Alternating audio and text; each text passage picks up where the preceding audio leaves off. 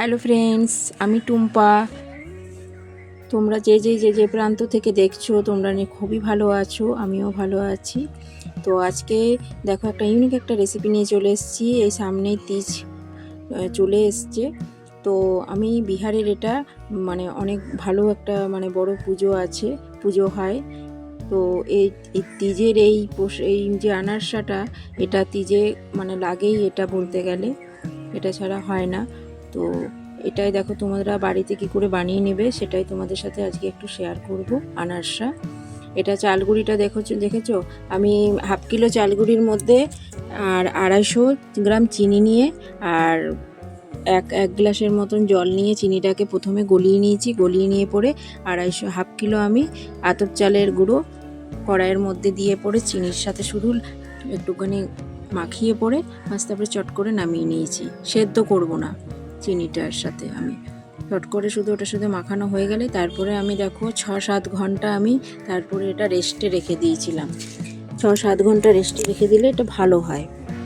তারপরে দেখো আমি কি করলাম, ভালো করে একটুখানি মেখে পরে, ঠান্ডা হয়ে গেছে ভালোই, মেখে পরে তারপরে আমি গোল গোল করে তারপরে তিলের সাথে আমি এটা একটু একটু করে এপিট ওপিট করে লাগিয়ে দিলাম। তোমরা এক পিঠেও লাগাতে পারো, আর আমি 2 পিঠে লাগিয়েছি। তিলটা কামড় পড়লে খুবই ভালো লাগে, টেস্ট লাগে। তারপরে দেখো একটা একটা করে তারপরে গরম, হালকা একটু গরম থাকবে তেলটা, তারপরে ছেঁকে নেব।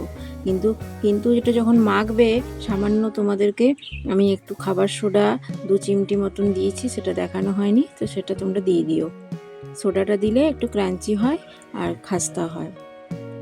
তারপরে এক একটা করে দেখো এপিট ওপিট করে তিল মাখিয়ে পরে সবগুলো আমি দিয়ে দিয়েছি। আমার রেসিপিটা যদি ভালো লেগে থাকে তো লাইক শেয়ার কমেন্ট করবেন, আর এই ভিডিওটি কিন্তু পুরোটা দেখবেন, স্কিপ করে দেখবেন না, তাহলে বুঝতে অসুবিধা হবে। আর এরকম ফলো করে বানালে একদম এরকমই হবে, আর খেতে তো খুবই অসাধারণ লাগে। এটা তো এতটা তিজে এতটা ভালো লাগে খেতে। আমরা তো খুবই এটা খাই যখন তিজ স্পেশাল এটা বাজারে নামে। তো এটা এবার আমি প্রথম করলাম বাড়িতে।